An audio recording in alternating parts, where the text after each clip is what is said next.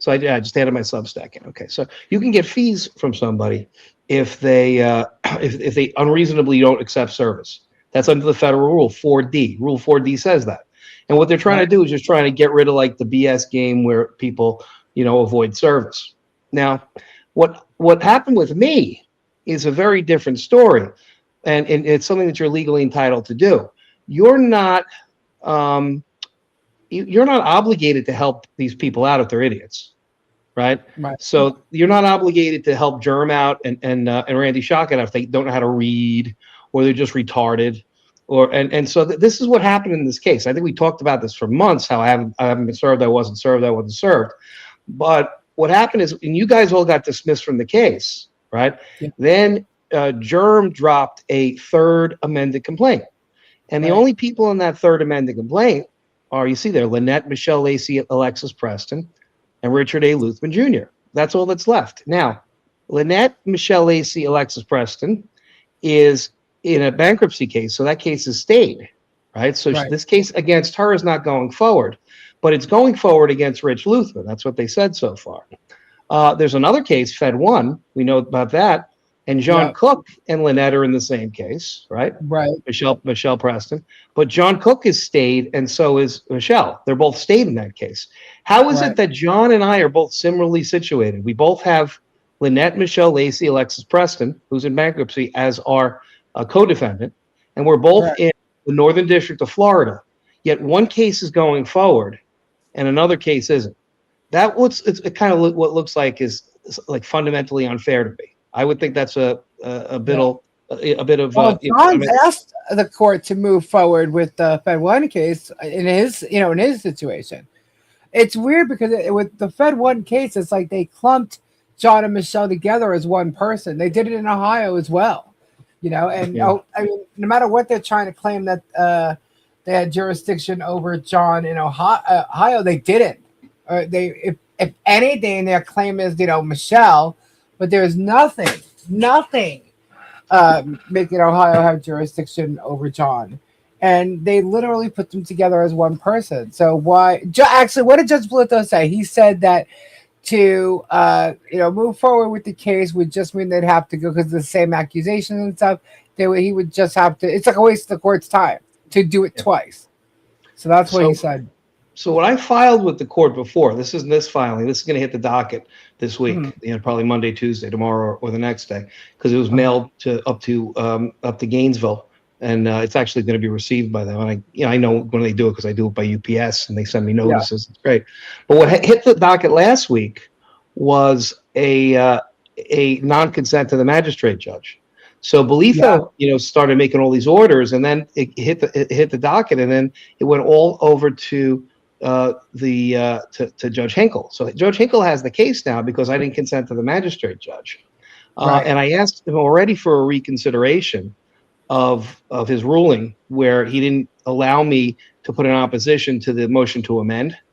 But on top of this, now this new posture here is when Germ put this thing about service in, he put in this whole motion saying that he should get $2,500 for sending G-Man running around and his other people, somebody in New York running around. They said I was evading service. They said that they had mailed the thing to me correctly, that then they had served the Secretary of State correctly. Well, this debunks everything that they said. Okay, and so I'll start reading it, and we'll get into it because it's not super long. But it's got everything in it. So this is defendant Richard A. Luthmann Jr.'s opposition to plaintiff's motion to turn the court into a fast food stand. Defendant Richard A. Luthmann Jr., defender Luthmann, a non-lawyer, unskilled in the science of law, and without the requisite capacity to be deemed learned in the law, appearing pro se and special without waiving any objection to service, personal jurisdiction, insufficiency of process, or insufficiency of service of process, opposes plaintiff's motion for status and to expedite ruling on pending motion for expenses incurred in making service and attorney's fees pursuant to Rule 4D. So they put up on the docket number 192. They want to expedite a previous motion. There's a pending motion. The motion is also known in the mass media as plaintiff Jeremy B. Hales' motion to turn the court into a fast food stand. And Luthmann states as follows. So what I'm saying is this. Jeremy Hales is trying to turn the court to McDonald's, and his lawyer is trying to turn the court to McDonald's. It's like he's saying, "Oh, well, I want my order right away. I just put the motion in. Give me my order now." The only place that happens is McDonald's. I want a number 2 and I want a number 3 with Diet Coke, and I'll drive around and then I'll go pick it up. That's not how it works in federal court. You have to actually have a real emergency for that.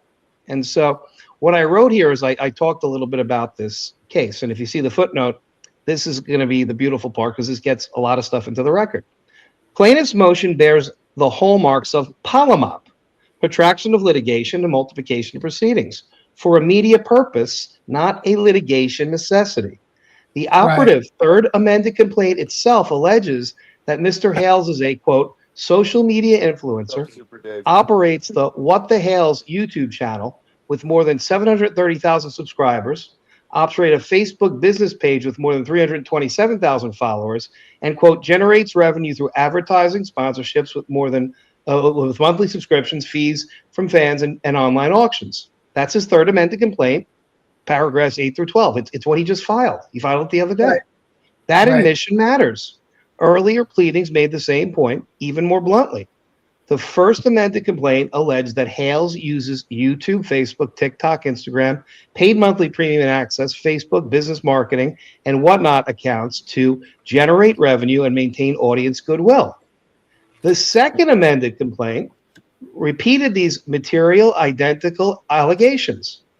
Those superseded pleadings may no longer control as operative pleadings. Only the third amended complaint is the operative pleading now, and that's a point of some importance in cases. But plaintiff's prior factual allegations remain useful evidentiary admissions and show the context in which his collateral expedite motion was filed. He filed an expedite motion. He wants the court to put this on the top and drop what it's doing and decide his motion. The motion does not identify a genuine emergency, a jurisdictional deadline, a risk of lost evidence, or any case management necessity. It seeks to accelerate a collateral service cost fight while the predicate service and jurisdictional questions remain contested. And I'm going to talk about that in a second. That sequencing makes little legal sense, but it makes obvious content sense. It creates a docket event, manufactures a grievance, invites reaction, and feeds a monetized storyline. Rule 11 does not permit federal motion practice to be used as a content mill. And that's Rule 11B1. Now, on Friday, I believe, Megan and Tug did a whole thing about how Jeremy filed the motion, number 195, and he's going to get fees against me. They did a whole show about that. They spent a couple hours talking about this. They already hit the content mill, right? So everything I said is right here. Everything I said is true. Now, this is what we say about the motion. The motion should be denied out of hand. It seeks extraordinary treatment for an ordinary, non-dispositive motion, and it does so on a record that still reeks of unresolved Rule 4 defects, inconsistent pleading positions, and a service theory that this court of law has never clearly validated. The plaintiff is Jeremy B. Hales, plaintiff or germ, the YouTube content creator and mega influencer. This court is not YouTube, nor is the court a fast food stand, however much the plaintiff and his wayward counsel want it to be. And I said, see Exhibit A to the attached Luthmann Declaration. And I'll go to the exhibit first, because the Exhibit A is probably one of the most important exhibits we're going to see in any of these pleadings. And that's it right here. This is Exhibit A. So this is what was filed with the court. I don't know. It's sideways. I don't know if we can flip it. Let's see. I can't flip it. It's okay, but I think everybody gets the idea. These two clowns are trying to turn the court into a fast food stand. And I don't think they should turn the federal court into a fast food stand. I really don't. Right. So that's on the Facebook page too. If anyone wants to see it or download it, they can make it their wallpaper if they want. So plaintiff's request is procedurally defective at the threshold. Local Rule 7.1b requires a meaningful conferral before most motions, and the rule expressly says that an email sent at any other time of filing is not a meaningful conference. Yet plaintiff's own certificate says counsel emailed Luthmann on April 29th and filed the motion on April 30th after receiving disagreement the same day. See the Exhibit B to attach Luthmann Declaration. That is not a meaningful conference. It's a countdown clock with a send button. Local Rule 7.1c requires the certificate of accurately confirming compliance and the result. The motion therefore fails before it even reaches the merits. So this is what we talk about, Lisa, where they have to do the conferral. And that's the other exhibit that I put on here, Exhibit B. And I'll start with him first. Mr. Luthmann, we intend to file a ruling on our motion for expenses incurred in making service and attorney's fees. Do you disagree with the same? This is April 29th at 2026 at 12 p.m. Okay. I replied the next day, I disagree with your proposed request in its entirety. Let's be clear, I've already rejected the relief sought and nothing has changed. I was never properly served under Rule 4. Your attempt to now shift the burden and extract expenses from a procedurally defective service effort is as baseless as the underlying theory. You cannot claim cost for service that never legally occurred. 4D presupposes a valid waiver framework and proper notice. You failed at both. And then I put Willy Wonka in there. You get nothing, you lose.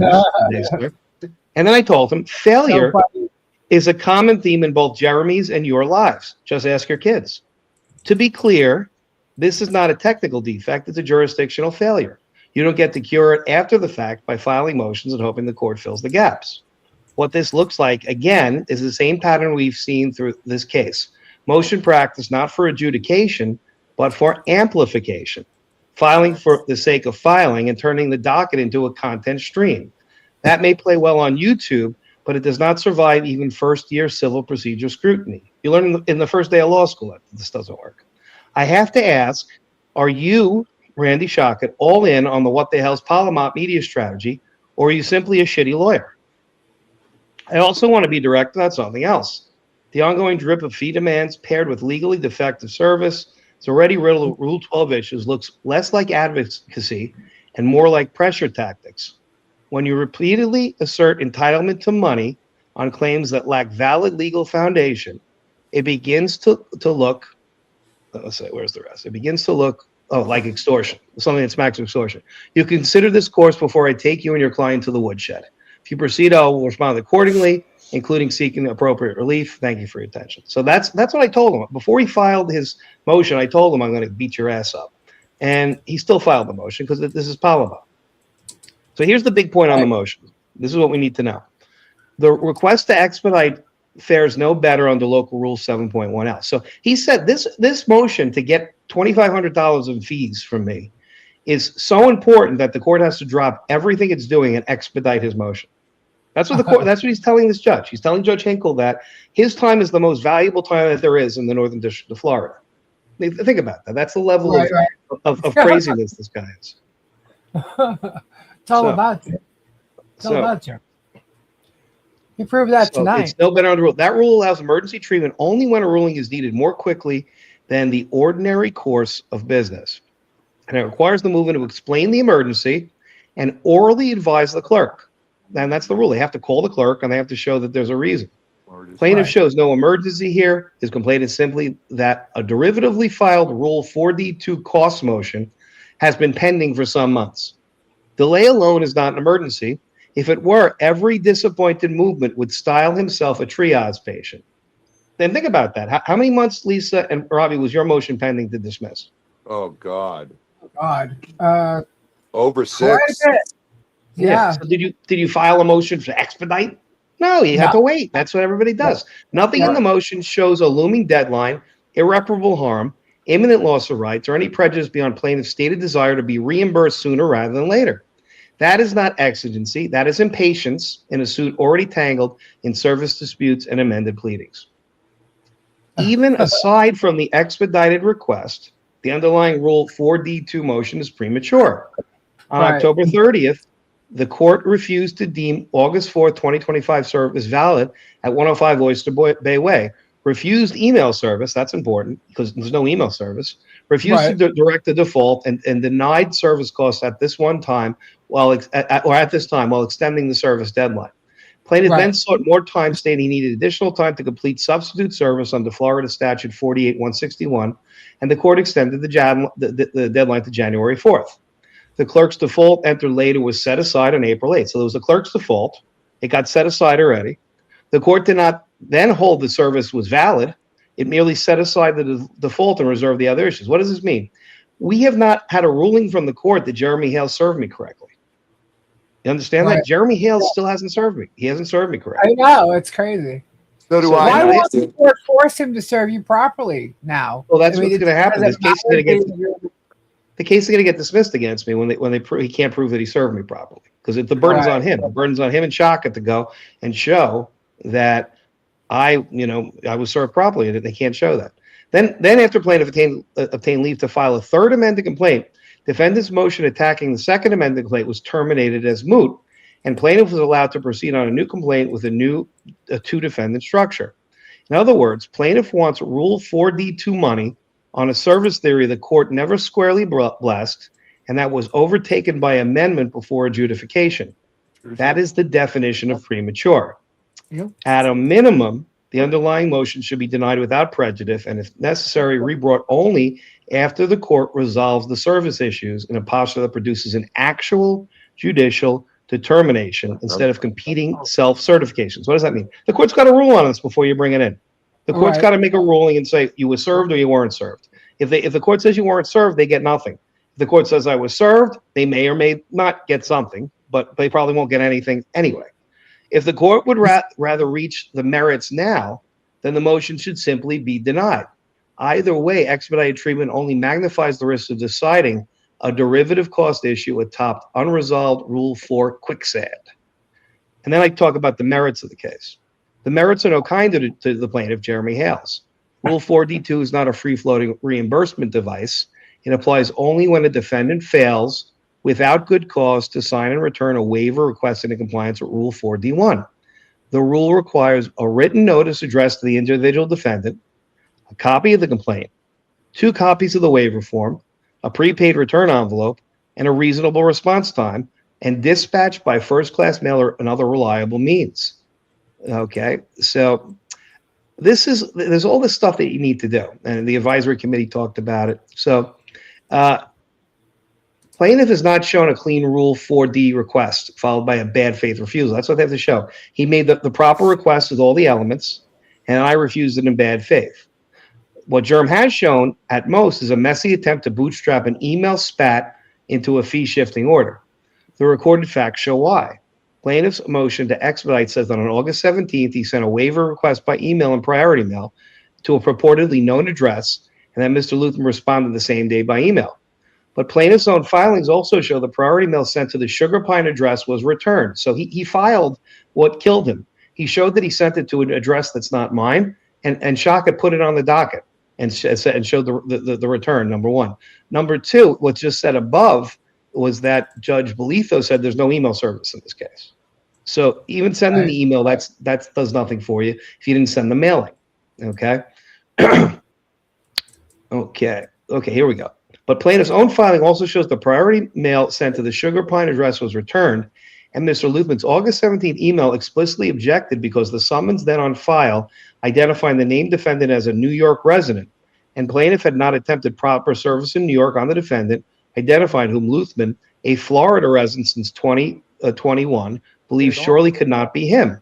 No lawyer admitted in federal court could be that clumsy, right? And if you look at CMF, ECF, PACER filings in the Florida federal courts from 2021 on, I'm a Florida resident. I'm clearly a Florida resident.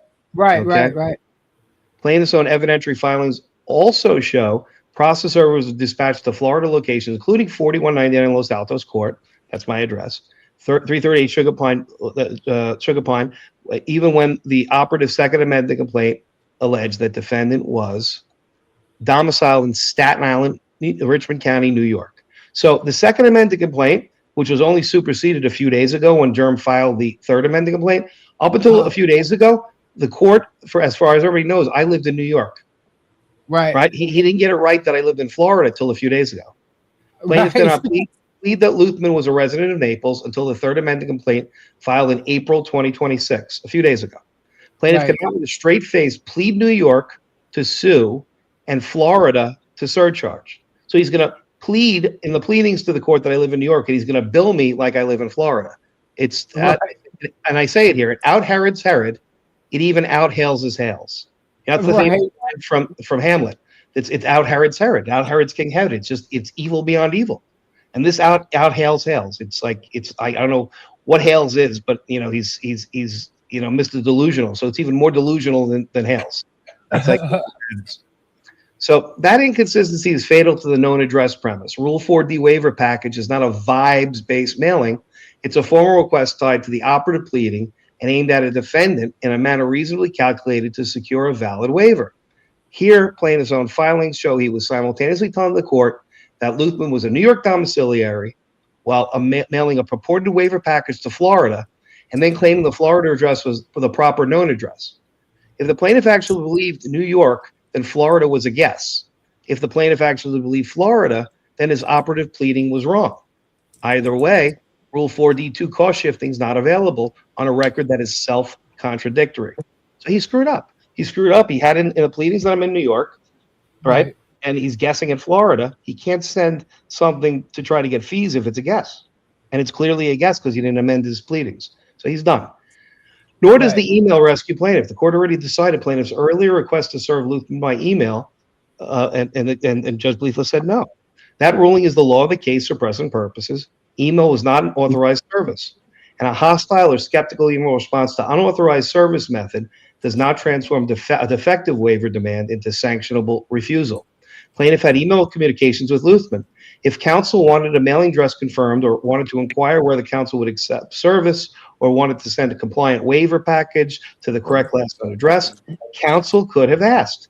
In all the emails that they have, Shochet never asked. Mr. Luthmann, where do you live? I want to send you something. Where do you live? Mr. Luthmann, will you consent? Luthmann, will you this? Will you that? Counsel instead chose bluster, then expense, and now wants the court to underwrite the consequences. Plaintiff substitute service theory under Florida law is no firmer. That's the substitute service. That's when he served the Secretary of State. This is the best part here. This is where he perjured himself. Shochet did. So this is pretty good.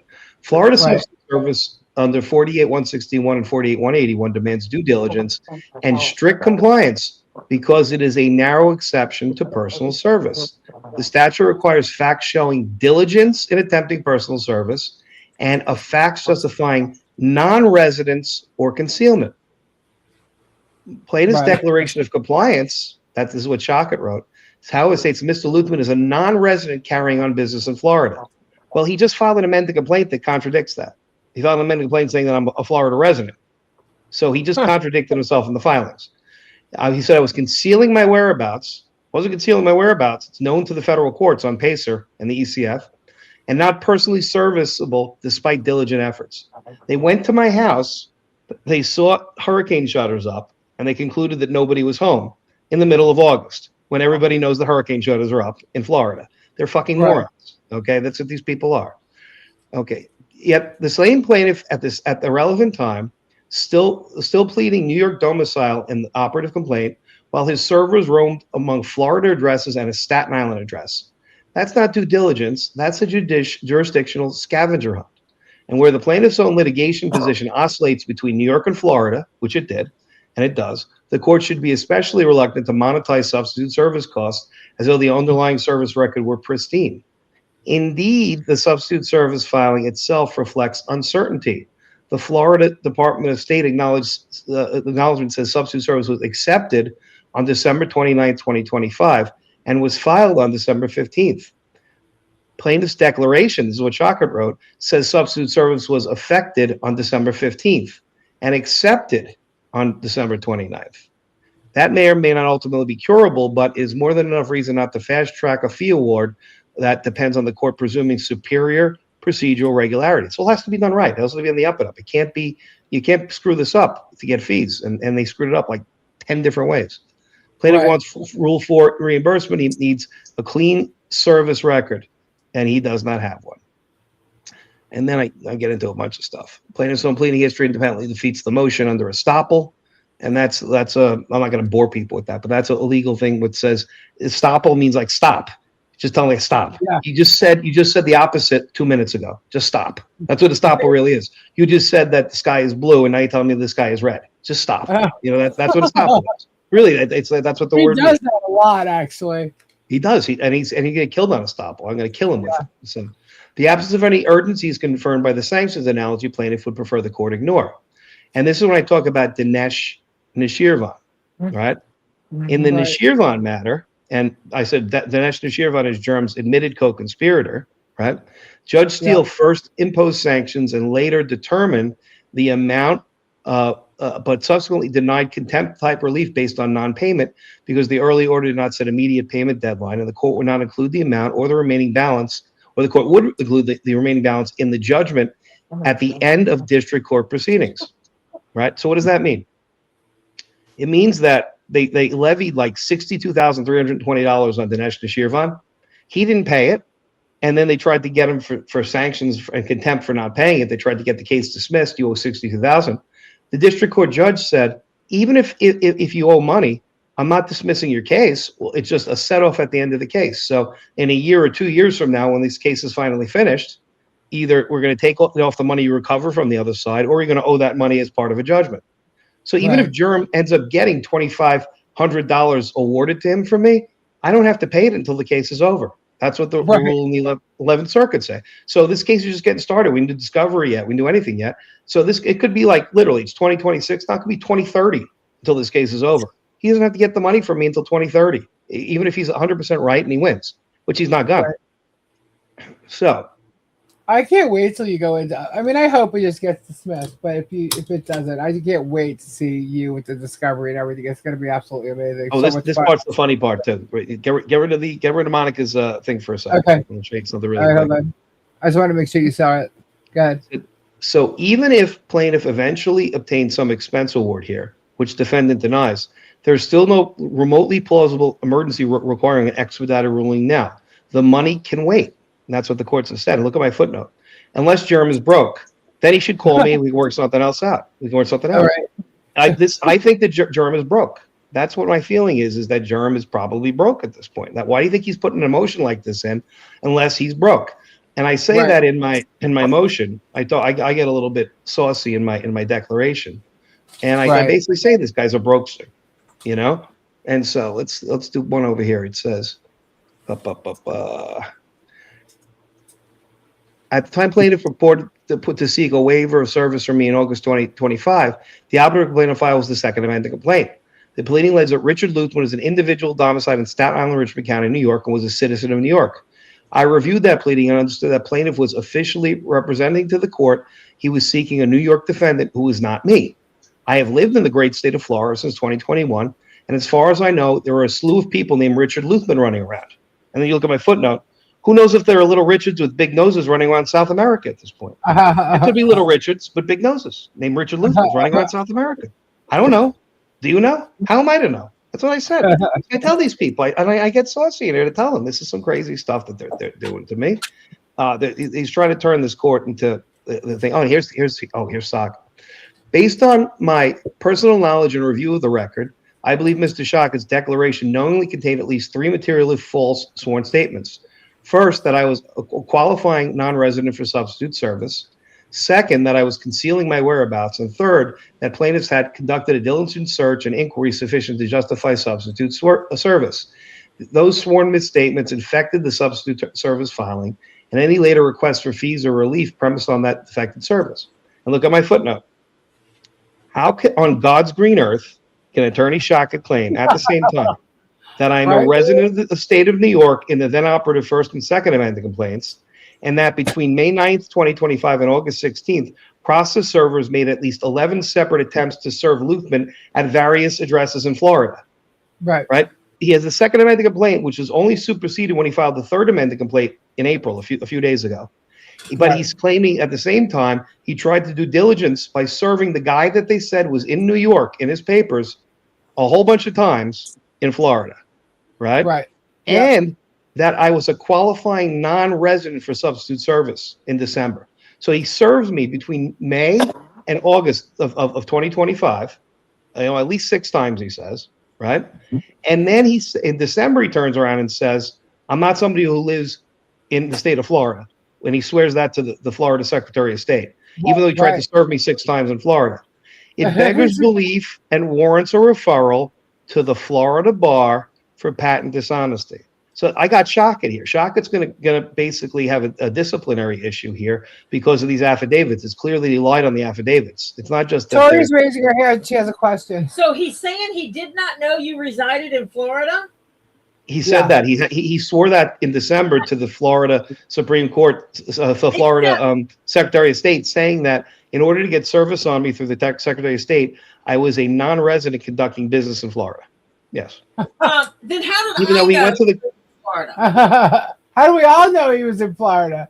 Because he kept saying it. It was said here on your live. No, on this live in his, it was said here that he was a resident of Florida. Me and Mike Volpe, when we do our lives on Substack and all over, the first thing we say is he's in Chicago, Illinois. It's Cook County, and I am in Florida, in Southwest Florida, Lee County, Collier County area. Okay, I've never watched those lives. But I knew you resided in Florida. Everybody knows I live in Florida. Richard, isn't your address on your papers? My address is on all my papers. Yeah. My address is on all my papers in another case that I filed in the Dinesh case. In the next case. Wait, I'll show it to everybody. Everybody want to see it? I'll show it to everybody. I'll pull this back. Let me pull this back. The non-lawyer, not involved in this case, knew where you lived. Right. All right. Everybody remembers this one, right? They purposely say lies and stuff. You got, do we have to put his face up there? Yeah, this will work because this is what's called EDSA. This is educational, documentary, scientific, and artistic. And because it's in the filings, this is the linchpin to my case and the service, because he's telling everybody that he talked to Dinesh Nashirvan in this video out of his own mouth. I filed the Dinesh case, right, in April of 2025 with my address at 4199 Los Altos before he amended the complaint to have me. He talked to the guy who I'm suing. So he's deemed to know now because he's a co-conspirator exactly where I live. All right. Play this for the people. Just don't leave his face on there too long. Finally been served after all of his and fake addresses. Dick Luthmann is in another federal case in Florida right now for witness intimidation, defamation, and with the collaboration of their legal team, the plaintiffs, we got him served right there outside of the courthouse. He's in court right now, and when he's on the stand, this is day 2, all he does is plead the fifth or say, no, this is reporter privilege. That's right. He won't answer any questions, and yet he's online saying he's going to destroy this other plaintiff, and even me. Remember when Deuce was their savior? And he's destroyed everything. His own credibility, his own business, his own law practice. And he's not out by any stretch of the imagination, even though this anti-team has brought other haters in. The counterclaims are going to be epic. Known defamation. Rebroadcasting. Known revenge. Prong? Okay, it's an adult activity. You can put the words together with the letters. Let's spell it backwards. N-R... Wait, hold a second. I'm not good with letters. As we speak, adults are playing a child's game and deleting evidence, information, videos, messages. That's called spoilage. And that, my friends, is illegal. Who's the next to be served in this real-life Garbage Pail Kids story? Well, I could tell you, it's probably going to be a Target. Cheeseland. I love Wisconsin! So you notice how everything that he said was wrong. He made every prediction that he made went the other way, right? Everything that he said, he's so full of shit. It's hilarious. And his understanding is so stupid. But what he did in that video is he did what's called admissions as a matter of law. And there's a rule of federal evidence called 801D, 801D1, and that's admissions of parties and opponents. And so what he admitted there was that he and his lawyers contacted Dinesh Nashirvan and his lawyers. And I don't know if you know who Dinesh Nashirvan is. Yeah, there you go. Super Dave served himself, exactly. Dinesh Nashirvan is basically a foreign agent, in my opinion, an agent of a foreign nation. He's an Iranian anchor baby. And that's who Jeremy Hales is in bed with. He's in bed with a man who is a terrorist. He's basically he's a social media jihadist, and I believe he's funded by the enemies of America. And if you want, I'll show a video of that guy. To show you who he's in bed with. I'll show you a very short one of that guy, because he's a bad dude. And Jeremy admitted on that video that he is in league with him. And this is the type of people that he is in league with. But this is the guy. He's a but very, none of very, it was true. He didn't even serve you there. You know why? Like it's just such bullshit what he says. Every little thing he says, and yet, so half the stuff he said is what he's actually doing and what he's done. Where are those countersuits? There's no countersuits right now because you're the only one left. We'll see if there's a countersuit, but the case is dismissed against 8 people with prejudice. By the way, just throwing that in there. Which is relevant and it's important. Very relevant. Hey, Rich, since you're here, can you explain what with prejudice means? Yeah, there are 2 types of things. It's like when you do a dismissal, it's whether you can come back from the dismissal and file again or whether you can't. And usually a dismissal that touches the merits of the case, the actual battle between the people, it's called a dismissal with prejudice because you've reached the merits. You can't come back from it. When you have to actually appeal it. You have to go forward and appeal. You can't go back. But when you have a procedural issue, when you get something that's taken away on a procedural ground, then they do it what's called without prejudice. So it's without the prejudice to come back to the court and refile the case. So in a case, if a case gets dismissed on a defect, like a service defect or a technicality or something like that, then it can be taken out without prejudice. Like, so let's say technically germ, if it comes clear that germ never served me and the court doesn't have jurisdiction, the court could turn around and say, okay, it's dismissed against Luthmann without prejudice. And he could try to bring the claim against me again and try to serve me correctly and cure all that. And then we'll get to the merits. Or they may go past, and they may go to the merits of the cyber harassment claim or the revenge prawn claim, and they might get to the merits. If they get to the merits of that, the same way they got to the merits of the grand conspiracy that I'm no longer part of, that I'm no longer part of, that nobody's part of, the judge, said you didn't plead it, but there's nothing here, so he's he's with prejudice. He can't bring that claim again against any of us because he had his shot to bring it, and it's done. So the merits were about to be. I do have a question with this though. When he first started the case, he filed it with defamation, and then he changed it. So does that matter? Yeah, it does. That he had defamation in the beginning of this? Yeah, he kind of amended defamation out, so he abandoned that claim. Number one. Right. Number two, I think he realized that defamation was something he'd never get. Because he's a public figure, and most of the people that were saying, I think everybody was saying something about him was, some type of either content creator or limited purpose public figure making statements and opinions on a broadcast.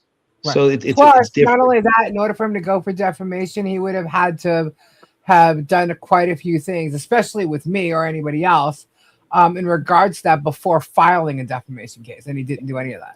You have to file a notice, a 5-day notice with the party that you claim that defamed you, and give them a chance to cure. So they have to put it in writing what they did, what they said, and ask for a retraction or a cure. And so, and he didn't do that because as long as I'm talking about him, he's creating content from it. So that's why. So he's not as butthurt as he wants everybody to think. But go ahead. Yeah. Sorry, I just wanted to point that out. I want to show you. I have the Dinesh thing real quick. I want to show you.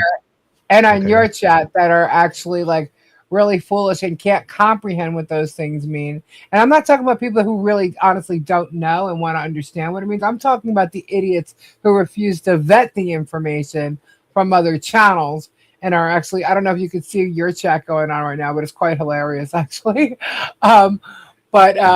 Anyway, so I figured you could explain that for everybody, including the damn. I'll explain it for everybody. You need to actually bring the pork chops when you bring a legal claim against somebody. Yep. You can't just kind of. This is what Jeremy doesn't understand is that you're alleging all this stuff, and that's fine. He doesn't allege a plausible claim, a plausible cause of action, and he's yet to do it.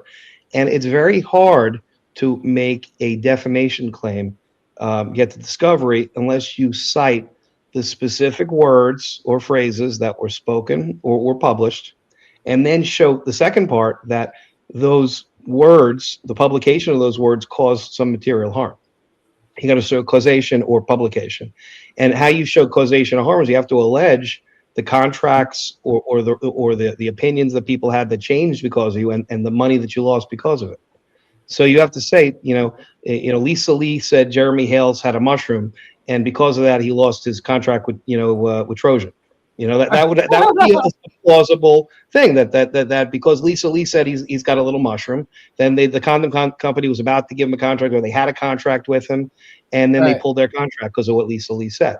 And it has to be not true. So you would find out in discovery, they would do an independent medical examination and find out that he had a little mushroom, and you would still win the case. But that's you get to the point where you got into the ball game and you got discovery. Like his claims didn't even get there. I don't think his claims are going to get there on my case either.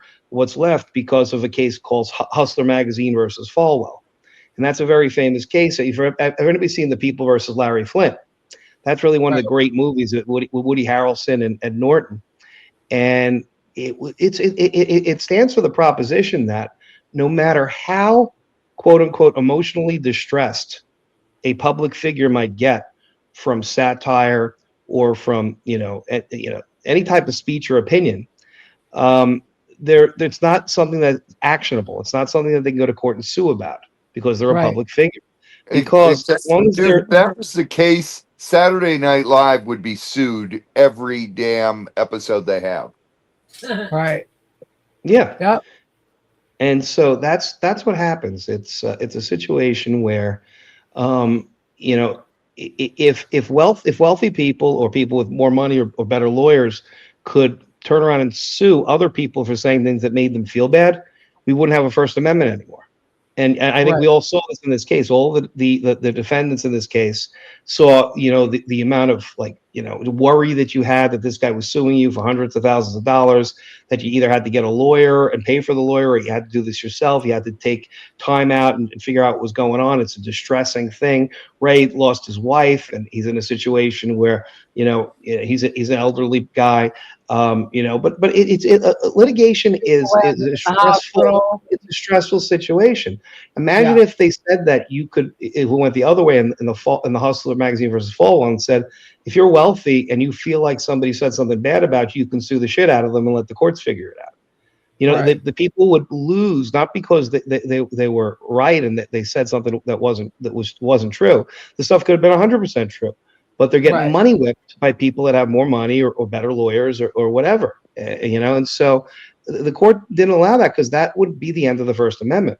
And what Jeremy doesn't understand, or it might not even be Jeremy, because I don't think Jeremy's isn't Jeremy fighting for the First Amendment? Well, I think it's Shochet that doesn't understand, what's actionable as a defamation lawsuit when you are a public figure. I think they brought a defamation and they realized it was so frivolous at that point. Now, this entire, revenge prawn, that they're talking about is also pretty crazy because people have seen the video. I think everybody's seen the video that I did. And I don't think that there's any, nudity in any portion of it. There's no, sexual, activity going on. Is it lewd? Yeah, it gets the line of being lewd. There's innuendos. It's innuendo. Exactly. It happens all the time. If mine was not satire or not, comedy, we wouldn't be able to watch Austin Powers. We wouldn't be able to watch Saturday Night Live. We wouldn't be able to watch a lot of the things that are on television. There's a lot of that innuendo that goes on in that type of humor. And that's what it was. It was meant for two reasons. It was meant to be humorous, but it was also meant to be a critique for how, and the voice in that video was Andrew Tate, the British guy. He's a total asshole. So I said, I have one asshole, and I know another asshole named Jeremy Hales. So when I put Jeremy Hales' face on Andrew Tate, and then he's talking about pimping a hoe. He doesn't care about the women. He wants to have sex with them, and he doesn't really want to have sex, but he's doing it for the money. And that sounds a lot like Megan Fox to me. She doesn't care what she says or does, and she doesn't care how she gets pimped out. She's doing it for the money. Well, she's going to care because she's going to lose her money. I can tell you. I can promise you that.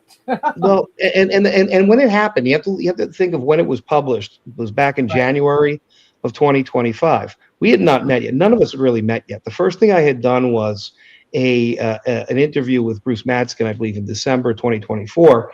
I knew Bruce through Volpe, and I knew him because of the macaroni and cheese case and some of the other stuff he was doing in the Connecticut District Court, because one of my media properties is the Family Court Circus, and I write a lot of stuff about Connecticut courts, Connecticut family courts, but also, you know, some stuff in the Connecticut District Court. And so we got to talking about that. We talked about the Hales case, and it was really because of Mike Volpe's relationship with Megan Fox. And the story at that point was about how much Megan Fox had changed in December and January of 24, 25 than the woman that he knew when she was covering family court stuff in St. Louis. She had done some really, really good stuff in St. Louis, some groundbreaking stuff with Mike Volpe, exposing corruption in the family courts. So I'm not going to take any of that away from her. Some of her older stuff was excellent journalism, and it helped a lot of people, helped families.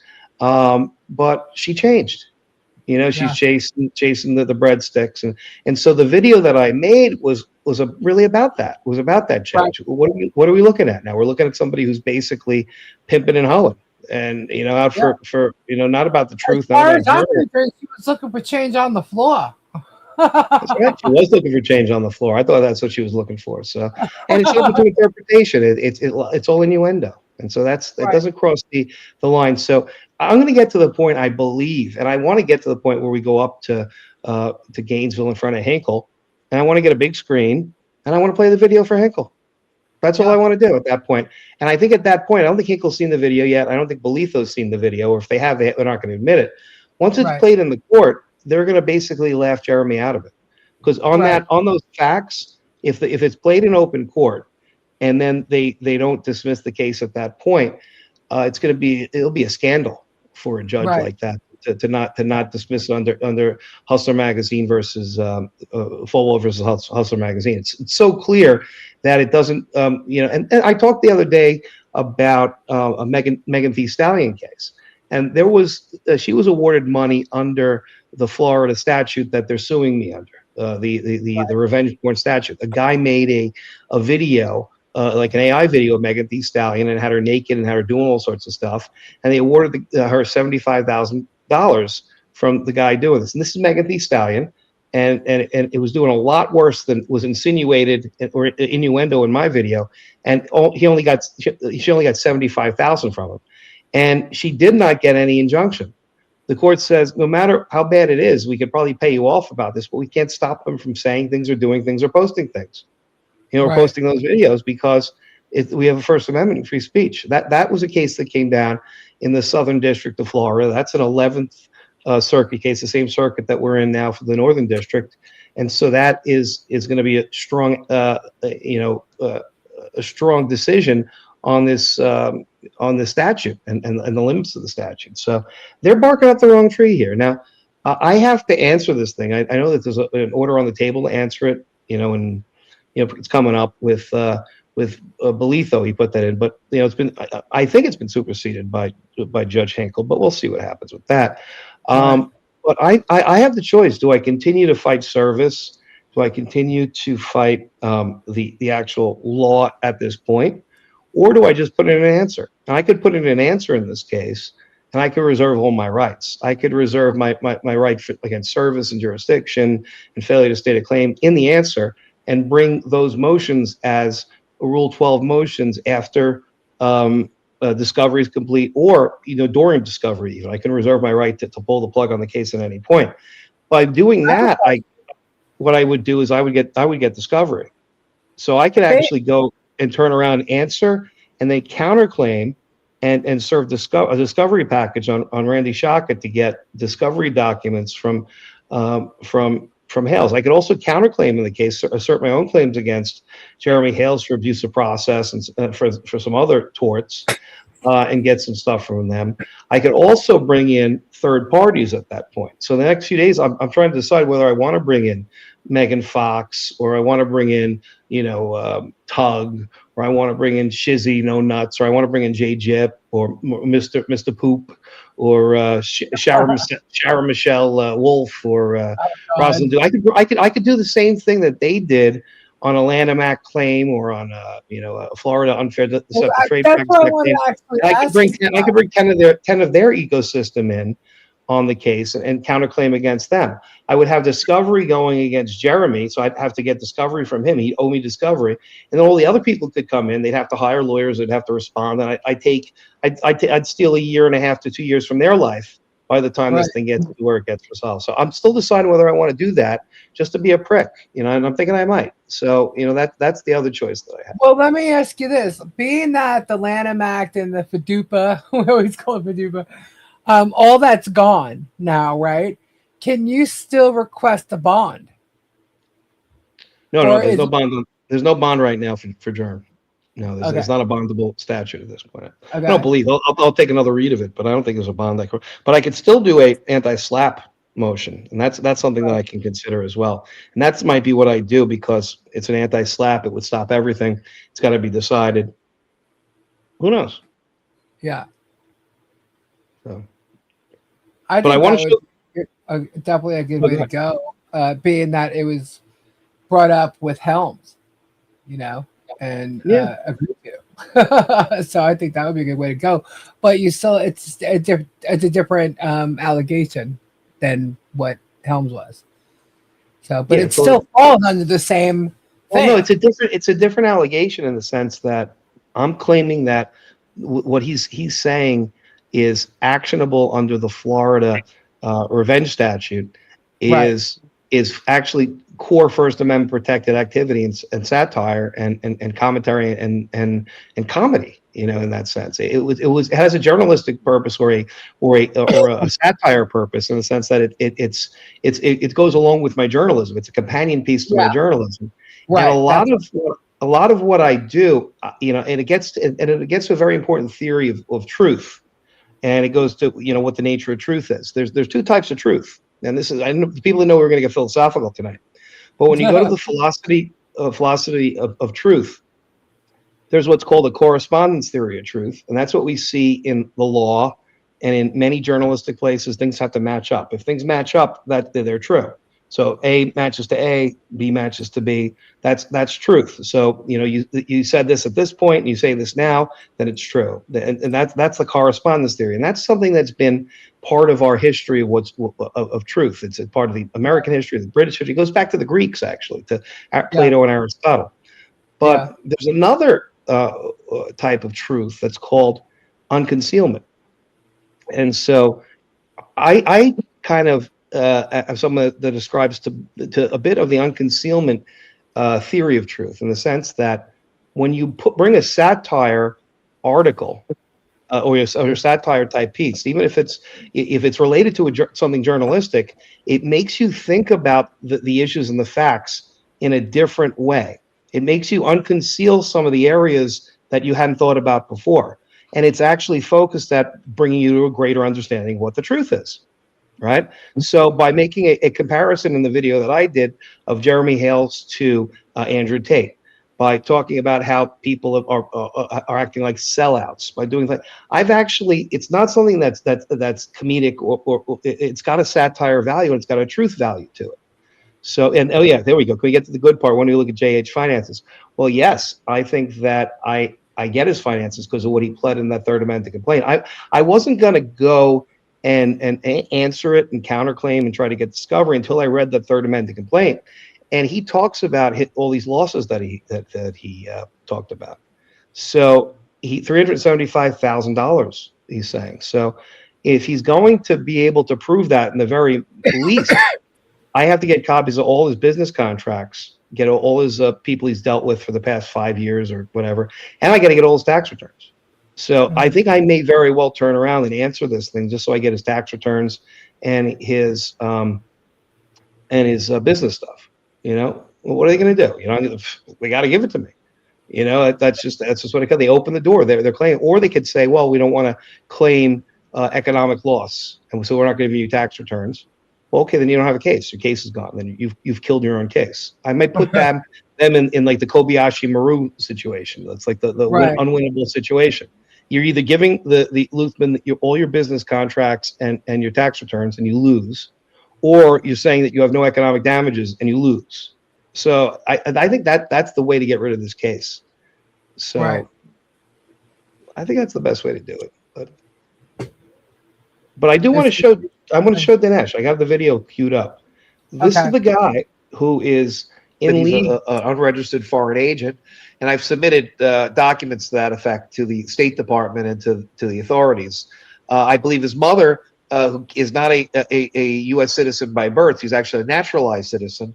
I believe that she still has allegiance to the Islamic Republic of Iran, and I've submitted documents to that effect for an investigation. I think Tom Homan and all the folks should actually investigate whether or not this guy is like some type of plant by the Iranian government. And it's scary because this is what the guy told his followers and all the people, millions, because he's got 3 million followers. He's a mega influencer.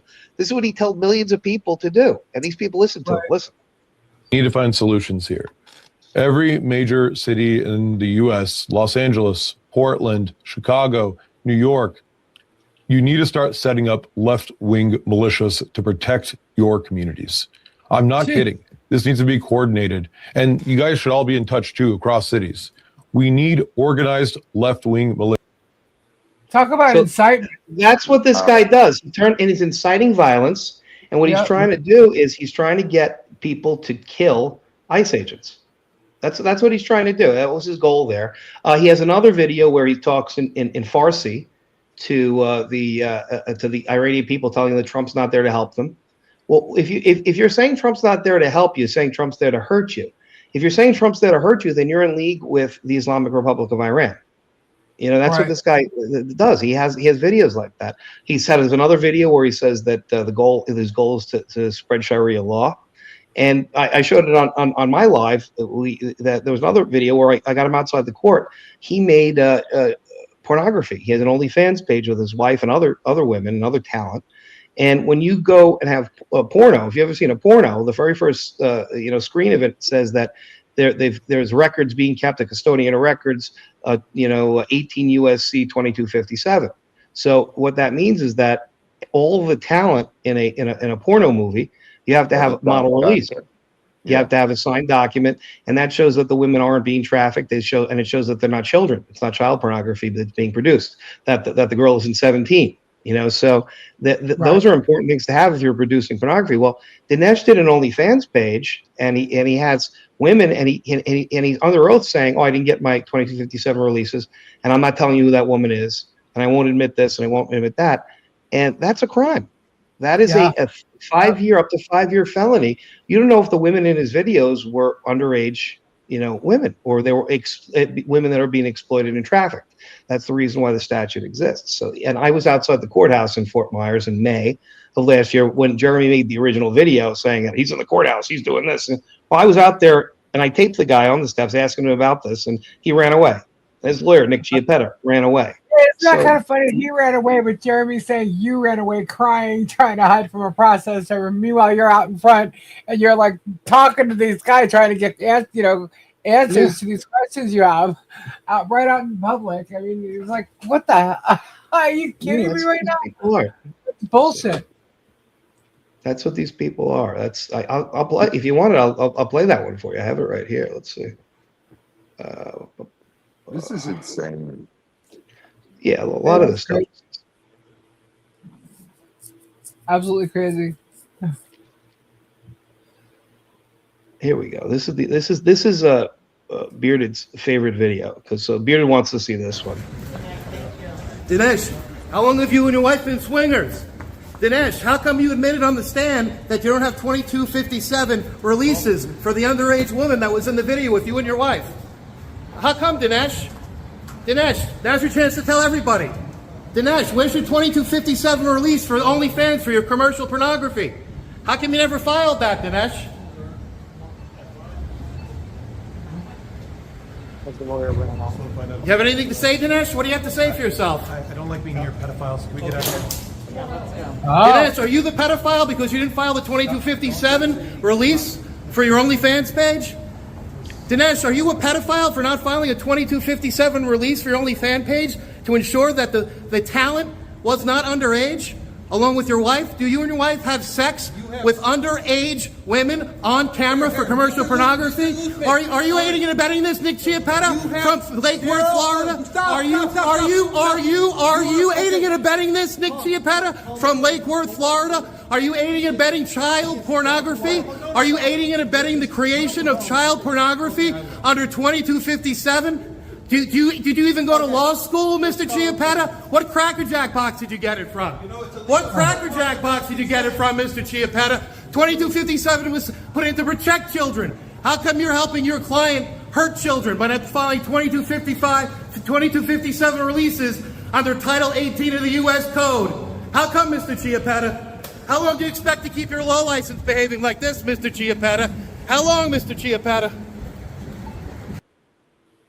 So I think that video speaks for itself. That's what was happening that day. That's what was happening when he said I was on the stand and I was not, answering questions and that they served me. They never served me.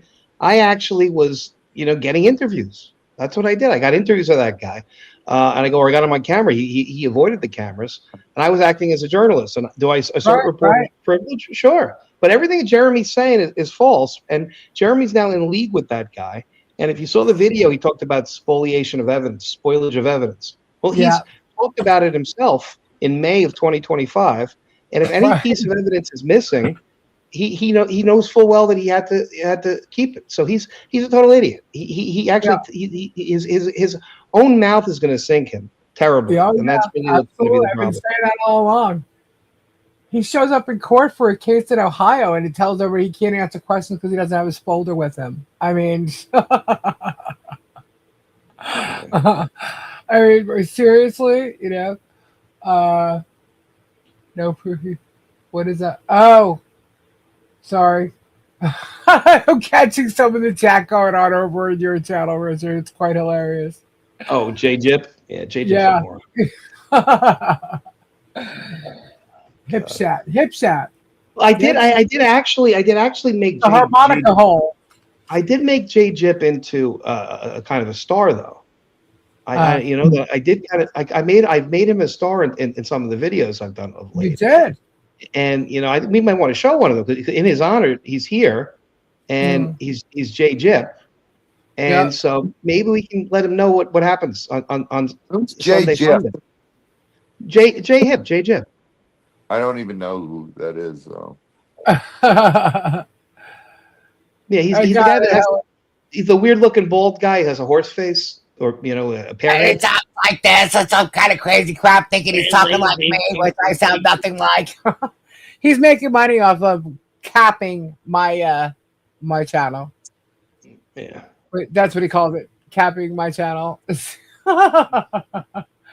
Well, I got this video that I have will show him capping somebody else. Now, check it out. It's a good video. Put the one up that I capping somebody else. Oh my goodness. Hold on. Afraid of ordering seafood on a Monday. But ever since the generals dropped their bombs at Catherine Gorge, the crocodiles mutated into giant beasts of war. Super intelligent nightmare visions of the future. Somebody's gotta stop them. Who's gonna save the world? Now the crocodiles have taken over radioactive beasts, feasting on the children. Only one man can, only one man can. Somebody stop wearing our favorite people. He's got all the toys. We learned from that a post-apocalyptic rocket car, Tina Turner in chainmail, just to add a... We learned that J-Hip, or J-Jip, is a top. He's the top. And we learned that Germ is a bot. That's what we learned. From the crocodiles and the alligators and all the people that he loves. He's a crocodile copulator. I do like J-Jip for that reason. So he's always welcome, so. That's hilarious. It was funny because... What the hell was that? You like that, right? Oh my God. That's Sunday Fun Day. I guess that's what they do over on he was brought in to destroy you and Volpe. And that failed. Did such a great job of Mary Lankins and the other crap that he had. God, he's so stupid. Really is.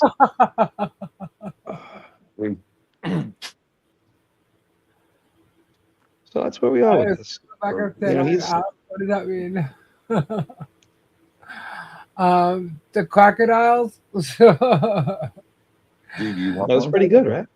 You want one? It's good. Oh, What? What are you talking about? I'm good right now. You sure? What are you sharing? I like it. You like it a lot. He's obsessed with you, Rich. I know, but I don't. I only so much time in the day. I got. Yeah, right. Exactly. Got things to do. Oh my God. Well, this will be an interesting flea cap tomorrow. I can tell you that. I'm sure someone's going to summarize it for me with the lies and the Bullshit and the stuff that he can't figure out or bet on his own. God. God, it's so hilarious. Guys, but that's how they do it. It's like him and they're just like not smart people. That's the thing. And like Pug will go there. It's like, oh, look at all these words. There's a lot of words here. Nine Chin telling me something right there. What happened there? I think Nine Chins thinks he's got the hots for you, Richard. Nine Chins. Yeah, he could have a hots for me. HAWTS. Yeah. The other two that are nuts are Shizzy. He's off his rocker, that guy, and Mr. Coop. He's like Yosemite Sam. He's like they're both nuts. Those guys. I don't know what they're doing. They're just and that's the thing. I think they're all starting to realize the Jeremy Hale rift is starting to be done. Like there's no content out of the Jeremy Hale's cases anymore. He doesn't have any fun cases. No, I'm telling you, last week was, he purposely stopped doing this, and he's trying to show that he's not hurting anybody. He's not mocking anybody anymore. At least for the past week. We'll give him the 7 days. So that guy can't shut his mouth, so we know he's going to start going off again. But he's trying to prove that, and it's like it doesn't matter what you do now. The whole big thing was stopping him here on my channel. Was stopping him from hurting people, putting the truth out there and stopping him from doing it, and hurting and just trying to destroy people's lives, which is what he's been talking about for 3 freaking years. That's my goal. That was my goal. And doing it legally, not like, anything but legally. And, he's literally gotten a police report where it was against him, Deanna, and George. And all of a sudden it's dead silent. Meanwhile, he was attacking me constantly, like 10 days in a row, with this body cam footage of a domestic violence case where I was just a witness. Okay. And he really showed his true colors. And now, that's why tonight I really believe that he was doing this whole community thing, loving his community and going back. He's using the Hulk smash and, well, not exactly the green one, but, George wasn't even there. And he's trying to show the love for the community and bring them all back in, and say he's going to do the coin pusher videos again because that's one of the things that people liked. However, since he stopped doing them, so many people have come forward about those coin pusher videos and saying that he faked them all too, just like the story. Guapo told us that. Yeah, there's plenty of people out there that do the exact same thing he was doing. Right. Literally, it's just having a coin pusher machine sitting in a room that you set up yourself, and then making a claim that it's at some freaking casino when it was never a casino. Yeah. But, whether he stops today or tomorrow, it doesn't stop what he already did. You know what I mean? It doesn't change what he did. It's not stop it. He doesn't change what he did, and he needs to be held accountable for that. Exactly. Is everybody not supposed to sue him now for what he did because he's no longer doing it? Maybe somebody, I don't know who, but somebody told him, you better cut the shit because this is no joke. He's now in 3 counties in Florida alone that have, investigations going on with him. He's tried to sue a DA, so the attorney general, So it's just crazy the people that he's got into. The courts are all seeing it. If he thinks the judges don't look up what other cases he may have in federal or even state court, he's crazy. Right. They do their own research, and they're allowed to. He gets pissed off about it. And every time the judge does something he doesn't like, or better yet, is trying to, or the judge comes forward and judge is like, look, this is not what it is, or the recommendation, whatever. He tries to get them dismissed. He tried to get Judge Grudge dismissed and recused. Sorry, and he did, but he tried to do the same thing with Bolitho. You know, Belitha was his buddy. Yeah, Belitha was his buddy at first. You know, and now all of a sudden they were exactly alike. Yeah, they were exactly alike. They were the fans of the same teams. They're from the same place. You know, I love the way the guy thinks. He thinks just like me. Well, apparently not. And Well, what happened with that? If they were best buds, why did he want to get him dismissed? well, it turns out everybody Jeremy became friends with always walks away from him somehow. So who knows what happened? Maybe he didn't get the tickets he wanted from one of those games. Who knows? Who knows? But the thing is that, you know, he's going to keep trying to do that. You know, what about the next judge? You know, is he going to even attempt to get Hinkle in trouble or something because he doesn't like what Hinkle says? You know? So, here's another thing. If someone appeals a decision, a court's decision, right, and it's brought to the appellate court, is it true? Now, this is just my words. Okay, is it true that the appellate court is there to make sure a proper procedure was followed in these cases? That they can't bring the only thing you can bring to an appellate court is an error of law. Okay? Right. So an error of law or some errors of procedure, errors of law as well. You can't bring facts to an appellate court. The second you start arguing facts, that's the place of a trial court. So you only bring a legal issue that the judge made an error of law. And I don't see in any error of law that these judges have made to this point that are so egregious. Because a lot of the stuff is within their discretion. You know, they have to be. How would it be possible? They gave him chance after chance after chance with serving people, with changing the, you know, amending the complaints. You know, I mean, how would that even be possible? Well, Lisa, it's like I told you in the beginning. I think that's why they're doing that, so that they can cover their butts. Yeah. Yeah. Content. It's all for content.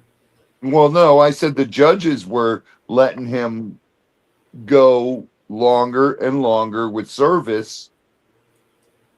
And like, he never served me. I just took it as service. Yeah. He didn't serve you, he didn't serve Richard, and he didn't serve Super Dave. Legally. Right. Yep. Isn't it just amazing you always want the merits. You always want the merits determination. So I think, Robbie, you're a lot happier that the judge didn't say that he didn't serve you and he tried to sue you again. You're a lot happier you got it dismissed with prejudice. So that's part of what they were doing. That's why I said fine, I accept it. Yeah. You know, that's why I answered it. Right. Yeah. And what a good answer it was. It was. That's right. Ask Richard if the judges are allowed to do their own research on these cases. A judge can basically do whatever the judge wants, but usually the judge only looks at what's in front of them.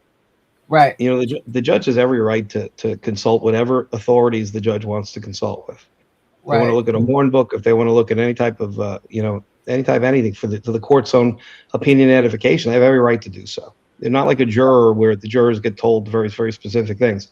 The judge is the judge, and the judge has the ability to weigh anything that they see. Now, a lot of times the judge keeps it narrow to what's been admitted to evidence and in the courtroom. But the court can take judicial notice of things. You know, if Jeremy Hales gets arrested by the Florida Attorney General for, doing X, Y, and Z, like let's say they arrest him for election fraud, right? Right. They can take notice of the election fraud.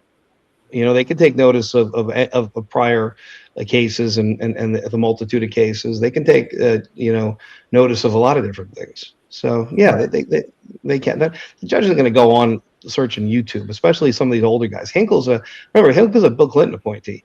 He was appointed in the 1990s. Guy's been on the bench 25, almost 30 years now. So he's not going to bother himself with YouTube. He's like, what the hell is this? Yeah. I don't know if the guy even has an email. That's the whole thing. His court clerks might have the emails. He put out that opinion about the emails going to him, and it was like, I haven't read the emails. It might be because he doesn't deal with emails. He's just one of these old school guys that just doesn't have to. You know, he was a judge back in the day, and he never did it, and he didn't have to. And he's got a secretary, and he's got law clerks and everything. Yeah, he's got staff. So that's that.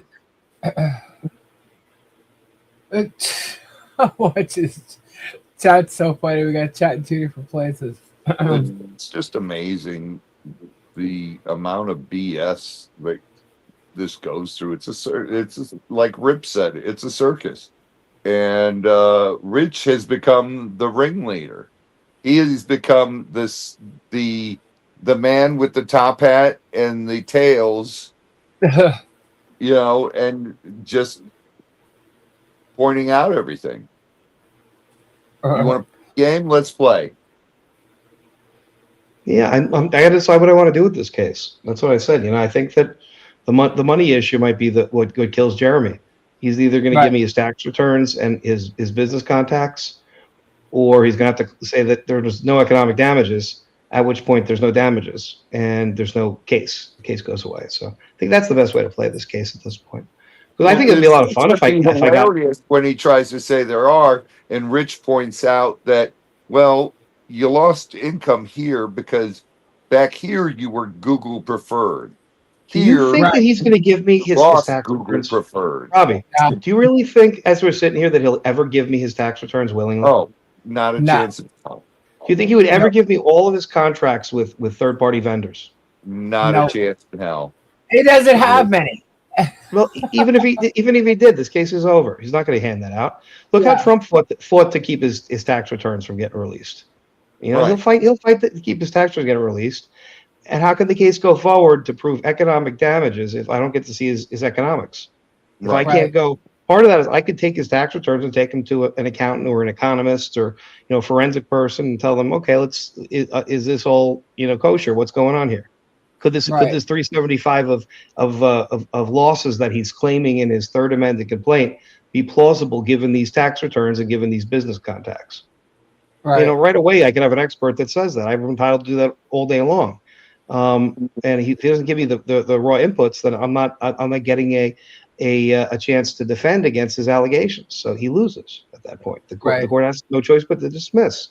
Give Luthmann what he wants. You got 10 days to do it. After that, the case is going to be dismissed. That's what we're going to get to. And the best thing about it is Luthmann wants that property. Yeah. There you go.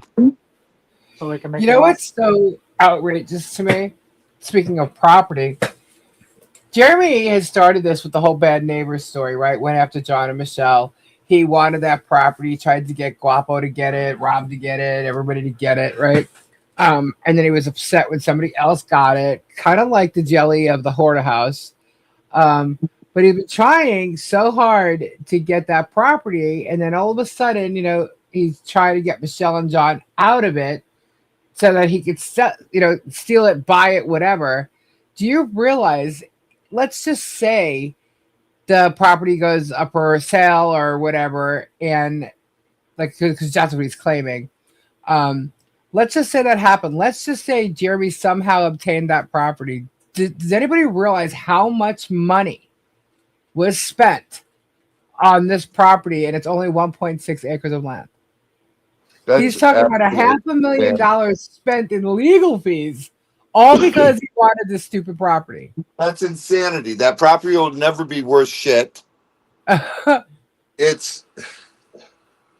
I mean, think about it. Think about it, Lisa. When Jeremy started filming with me, how much he's pushing to me that area is a gold mine. Yeah. I was like, he's like, I'm perfectly centrally located. I'm like, no, you're not. I am. Mm-hmm. Yeah. An hour from Tampa, an hour from Orlando, 2 hours from Jacksonville. Gainesville. I'm an hour from Gainesville. Now you are centrally located. I am centrally located. Mm-hmm. Right. And he's like, no, Otter Creek is, dude, centrally located to what? Yeah. Yet Otter Creek's an hour and a half away from us, depending on how fast you go. And depending on what route 2 hours from Orlando. Right. Probably more than that from Orlando. Off the main road, though. Yeah. Yeah, it is more than that. But think about it, though. Look how much money, whether he spent it, his viewers spent it, whatever. Look how much money it took to try and get this property. He's saying he's at $500,000 right now, and that property is worth possibly, if you just look at the land records, possibly 50 grand, if that. You know? Yeah, that's what it and it's like, are you kidding me? He won't even buy that corner lot. And I think the woman wanted 50 grand. A corner lot on the main road. Won't even buy that. But he spent all this money. And it's like, you're such an idiot. You know, for what? You didn't attempt to buy the property on the right side or the left side of it. Nothing. Nothing on the other side of that street. Nope. You just went directly up to this one.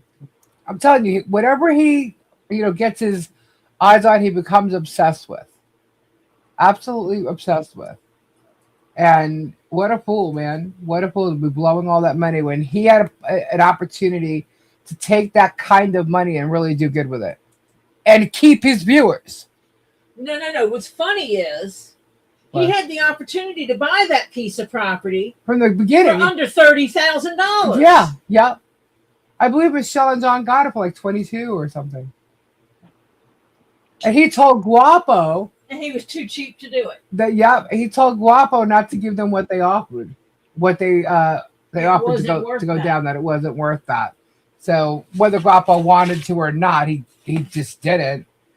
And Michelle got it, I don't even know what they were asking for that property, but either way, they got it. And he's trying to say, oh, they came up here to stalk me. Bullshit. He did many videos on trying to get people saying it was a gold mine. It was the best thing he's ever done. She had looked at the property. $23,000. Yes, she is. $23,000 is what she got the house for. So, but he told everybody to come up there, buy property. It's a gold mine. He suggested it to every one of his fans. But she looked at the property before he ever bought property there. Yep, she did.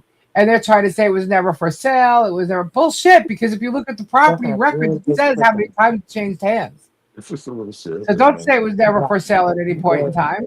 They're just lying to everybody. And then you've got these idiot channels, these minions, like try to, push his narrative and make people believe all this shit. They're not, even when they're reporting, so they say it's reporting, but even when they're talking about it on their channels, they're even getting what Jeremy's saying wrong. They can't comprehend nothing, what he says or the truth. Okay, so they were asking $27,000. Oh, sorry. And you could have had it in 218 for $3,000. Yeah, it had gone up, and it's gone up since she's had it. Nice. So, but the amount of money that he's going to end up spending, and that's just what he's already spent on what he says his legal fees are. Trust me, by the time this is said and done, it's going to cost way more than that. Yeah, that's 100. Way more. So, talk about morons. That's because somebody like him had an opportunity to generate income, but is so damn greedy with it and didn't care who he hurts, how he destroys lives, that they gave him the money, and now they're going to end up taking it away. And that's karma for you. That's what karma is, where you're ugly and no grass. That's my opinion. No, oh God, it's a very now he doesn't have just Michelle or John, who could totally wipe the floor with him in a lawsuit. He's got me, Robbie, not the total 10 defendants, including Michelle and John in that case. And he's got Rich. Rich ain't playing. We'll see what we do with them. I'm still trying to think what I want to do. I think I kind of know what I want to do. I'm gonna say it obviously, but it'll be fun. Plus, he still have to resolve these motions now too. They're gonna have to come in with some answers to some of these motions. So we'll see. Oh yeah. Right. I mean, it's like. Alrighty, guys. Well, Rich, thanks so much for coming on again. We love having you here. No problem. 1 a.m. So we are going to say goodnight. Get your transcripts, Jay. Make sure you cover it properly. And get it all the words in there properly too. What are you talking about? Yeah. Penis? You said penis? Vagina. Was that? Oh, no, you My didn't. name is Teresa LaPaz. What's your name? Jay what? Oh, Jay Hip, when you talk about the penis, remember there's also middle fingers there too. Anyway, thank you guys. Have a great night. We will see you. Have a great week, actually. Hey, Rich, I love you. Love you too, Robbie. And we'll be back on Tuesday with some tidbits for you. If not before that, you never know. Maybe we'll do a members only. We'd have lots of fun this week as well because we got some visitors here. So again, prayers out to all you guys. Thank you so much. Good night to everybody that's over on Rich's channel too. I've been watching the chat. Pretty funny. Thank you all. You guys. Love ya. And have a fabulous night, everybody. Bye-bye. Bye-bye. Bye-bye. Prayers up. Bye. Toodaloo.